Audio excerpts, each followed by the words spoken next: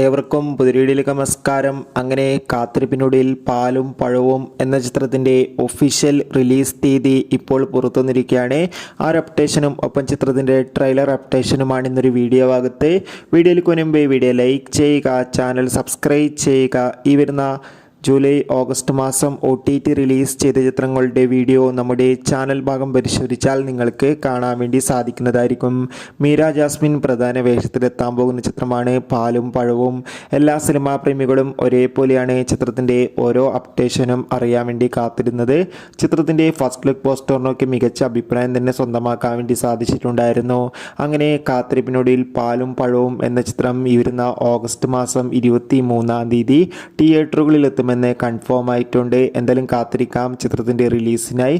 ചിത്രത്തിൻ്റെ official trailer ഈ ആഴ്ച തന്നെ പുറത്തു വരുമെന്നാണ് റിപ്പോർട്ടുകൾ സൂചിപ്പിക്കുന്നത്. എത്ര പേരാണ് ചിത്രത്തിൻ്റെ റിലീസിനായി കാത്തിരിക്കുന്നത്? തീർച്ചയായും കമൻറ്റ് ബോക്സിൽ രേഖപ്പെടുത്തുക. Bye bye.